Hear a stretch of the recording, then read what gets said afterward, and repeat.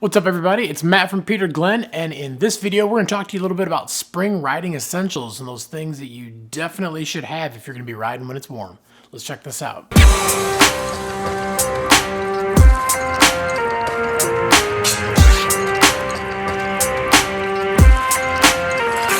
Alright, so springtime is a sad time, but it's also a super fun time. It's sad because obviously we know the snow is going away, but there's nothing much more fun than riding in those nice, soft, wet, spring-like conditions. And having the right gear obviously is super important when you're snowboarding just about any time, but especially in the springtime if you want to stay comfortable. Alright, so first up we're going to talk about first layer. And obviously we know that first layer is super important to keep you warm and keep you dry. And it actually is a very important thing in the springtime as well. A lot of companies make lighter weight first layer. It's still moisture wicking, it's still gonna keep you comfortable, but it's not super thick, so it's not gonna have any insulation to it. Again, it's just about keeping you dry and keeping you comfortable from the inside. And then on top of that, we're gonna talk about riding apparel.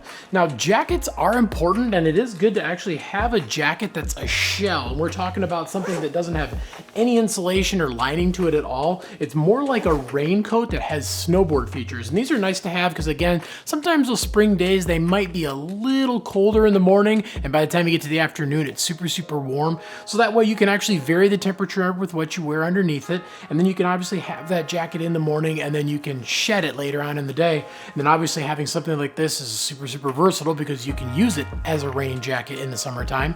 And then most of the time you're going to be wearing a hoodie or just something that, you know, to give you a little bit of warmth, but it's not super warm like a jacket. And this riding apparel, this DWR coated or hydrophobic, whatever the companies call it, these hoodies and things are great because they're not fully waterproof like a jacket, but they're not going to soak up the water. They do actually have stuff to repel the water on them. So you can obviously get a nice comfortable fit and have something that's not going to soak up the water like a sponge. Then you get into some of those days where it's super warm and you just feel like wearing a short sleeve t-shirt. I honestly suggest against it. When you get into those conditions, yeah, the snow is soft, but a lot of times it's like a lot of little ice balls. And if you fall and hit your arms or drag your arms on the ground, it can destroy your elbows and destroy your forearms. So I would say if you get into those days where you feel like wearing a t-shirt, make sure it's got some long sleeves just to protect your arms. And you can get some shirts that obviously fit nice, have a nice easy feel, but they actually do have an SPF rating too, so they're actually going to help keep you from getting sunburned and block all those harmful UV rays from the sun. And then going back to layering a little bit, we're actually talking about socks. And companies do make those thinner socks, and these are obviously meant for those days where you're not looking for warmth so much, but they are still going to wick moisture away from your body, and they're still going to give you support in those key areas and keep your feet comfortable inside your boots all day long. And then opposite from your feet, you're going to want to wear some gloves. Obviously gloves again are there more to give you that warmth and to keep your hands comfortable, and when it's springtime you don't need warmth. So I suggest getting yourself a nice pair of gloves that have the thinnest lining. Some gloves don't even have any lining, but there are some spring riding gloves. Mainly this again is to protect your hands. It does feel great to ride without gloves on, but again, that snow and even your snowboard, and if you're riding, getting into some of the trees and stuff and you hit your hands on some of those harder things, you definitely don't want your skin exposed. And a nice leather glove that's nice and thin like this can definitely give you a lot of protection without your hands getting too swampy. And also talking about not getting too swampy, make sure that your pants do have some ventilation of some sort. Most pants have ventilation in the crotch area. Sometimes they have ventilation elsewhere, but when you are riding again in those nice warm conditions, you're probably going to end up wearing your pants. You won't wear your jacket as much, but pants are a pretty standard thing no matter what the temperature is. And again, you want to get that breathability and get all those vents open so you can actually just wear a pair of shorts or something like that, a real thin layer underneath to keep you comfortable. But we obviously want that air going in to help keep our legs nice and cool. And working our way up towards our head, we're going to look at some face masks. Now, a lot of companies again do make lighter weight face masks, and they're more about sun protection than anything. These nice thin layers that do have SPF ratings on them. And these are nice because when you're out in those sunny days, the sun is not just coming straight at your face, it's actually reflecting off the snow. So it's coming at you from all different angles.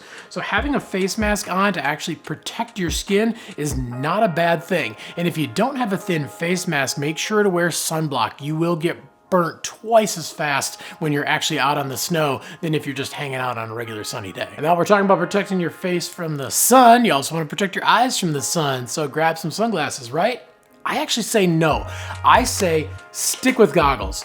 Goggles are still gonna give you the exact same protection from the sun that a pair of sunglasses do, but they're actually gonna give you more. They're gonna cover more of your face, especially up and over your nose, your forehead, your upper cheeks, and they're gonna protect that from the sun, but then also you're gonna get a lot better vision. When you've got sunglasses on, your vision is limited to this, and then even your peripheral vision, you've got the arms of your glasses in the way. So definitely a lot safer, and you get a lot more protection still from a pair of goggles. And then working our way all the way up to the top of our head, obviously we want to have a good helmet, something to protect our head.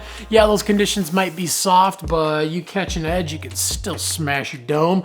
And most of the helmets have removable ear pads, so obviously we just basically remove those ear pads, and we're looking for just that protection. Ventilation, if you've got open and closed vents, make sure to open those vents up all the way, and basically keep that dome protected no matter what the temperature is. And aside from all the things that you wear, good things to have are wax and base cleaner, especially base cleaner. When the snow melts, all that gunk and stuff that's actually in the snow and that dirt, that doesn't melt. So the more that gets caked on the bottom of your board, and if you do go riding on one of those warmer days, you might notice a film start to appear on the bottom of your board, and you want to keep that clean because that's going to slow you down like crazy. Base cleaner, whether you've got a big bottle like this, or if you just take a little bottle, something that's easy to throw in your bag or throw in the back of your car and have some rags around, it's good to have those around just to keep that base clean.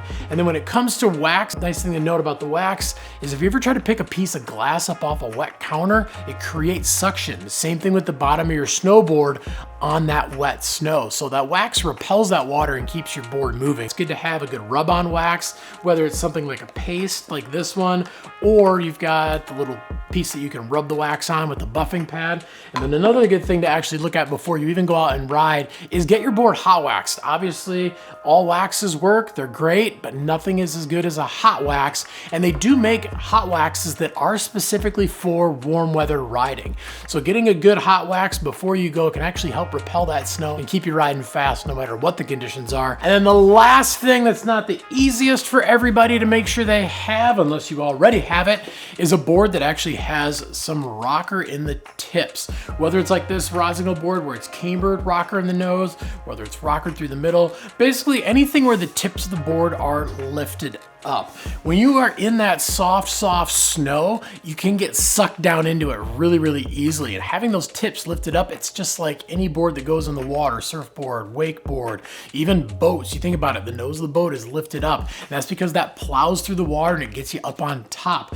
Same thing with that wet snow. It can bog you down and really suck you down into the snow. And if your board does have a little bit of lift up in the nose and the tail, aside from the kicks, you're gonna get better ride through that stuff, and it's just gonna plow through that slushy snow, and it's gonna make for an easier ride all day long. All right, well, hopefully this helps you out a little bit, and you might notice that a lot of this stuff you might already have. You might not get cold really easy. You might already have some thin socks. You might actually have a shell jacket that you use even in the winter time, and you just layer up underneath like crazy to turn it into a fully insulated jacket. That spring riding can obviously get a little challenging.